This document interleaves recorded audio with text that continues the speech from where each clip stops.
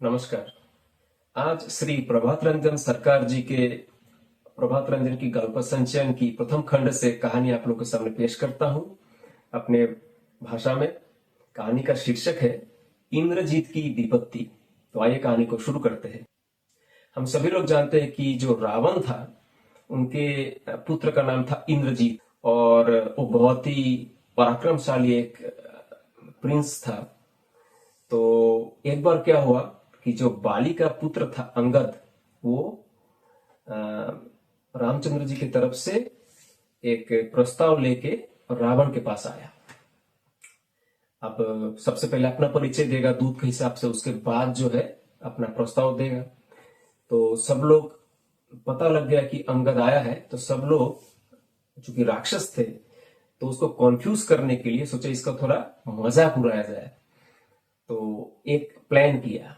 तो अंगद जब राजसभा में घुसा तो देखा कि सिंहासन में रावण बैठा है और नीचे दोनों तरफ 10-10 कुर्सी रखा है। अब देख रहा है कि उसमें सारे कुर्सियों में जितने भी सभासद बैठे थे, उसके बाकी मंत्री बैठे थे, सभी लोग रावण है। अभी अंगद कंफ्यूज हो गया। एक ऐसा हो सकता है कि एक सभा में सभी लोग रावण है, केवल इंद्रजीत जो था वो रावण के रूप में नहीं था, क्योंकि वो अपने बाप का रूप कैसे धारण करता है। और बाकी सभी मंत्री, छोटे मंत्री, ये मंत्री, वो मंत्री, सब लोग रावण के रूप में है। वैसा ही मोटे मूंछ, वैसे भारी भरकम चेहरा, ड्रेस वैसा ही। अब जो है अंगद कंफ्यूज होकर सोचने लगा कि क्या करे, अब किसको जाके प्रस्ताव दे। तब उसने एक प्लान किया। प्लान क्या किया, वो जानता था कि मुद्दा क्या है। एक्चुअली राक्षस लोग राक्षसी विद्या में निपुण होते हैं। वैसे बहुत सारे और विद्या है, भूत विद्या, पैशाचिक विद्या, राक्षसी विद्या। ये मनुष्य जब अपने मन को कंट्रोल कर लेता है, काममय, मनमय, अतिमानस, विज्ञान में, इन सब कोशों को, तो उसके निचले लेवल के जितने भी लोग हैं उसको जो चाहे वो दिखा सकता है। जैसे हम लोग जादू के खेल में देखते हैं कि जादूगर कुछ भी दिखा रहा है, कुछ तो है उनका ट्रिक्स होता है, लेकिन असलियत में दिखाते भी है अच्छे जादूगर। जो मनमय कोश में उसको कंट्रोल होता है। आमतौर पे लोगों का मन जो है अन्नमय और काममय कोश में रहता है, तो जादूगर उसके इर्द गिर्द रहने वाले लोगों का मन को अपने हिसाब से शो करता है। एक्टोप्लाज्मिक स्टाफ की ये एक तरीका है डिस्प्ले करने का।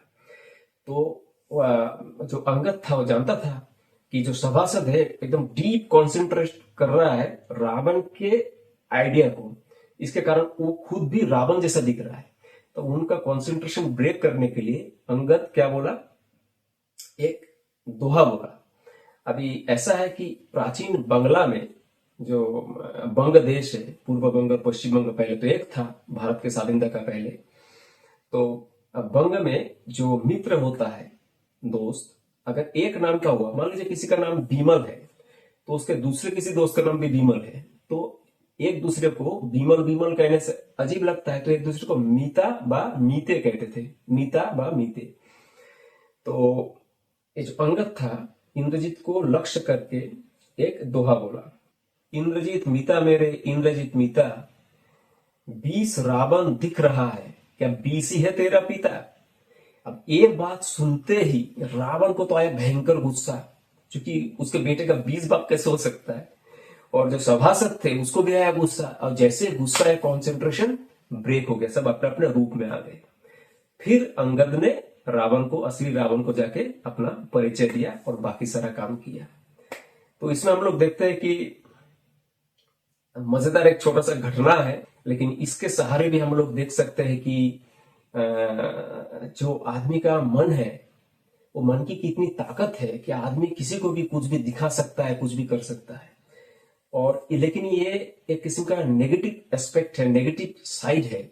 इसको अविद्या माया कहता है या अविद्या तंत्र कहते हैं। तो इसका प्रयोग नहीं करना चाहिए, क्योंकि इसकी अनुरूप संस्कार भी पैदा होता है और उसको आदमी को भुगतना भी पड़ता है। लेकिन ये सभी चीज स्पिरिचुअलिटी के अंडर में आता है। तो अगर कहानी आपको अच्छा लगे तो मैं चाहूंगा बच्चे लोग को जरूर दिखाएं, लाइक शेयर सब्सक्राइब भी करें।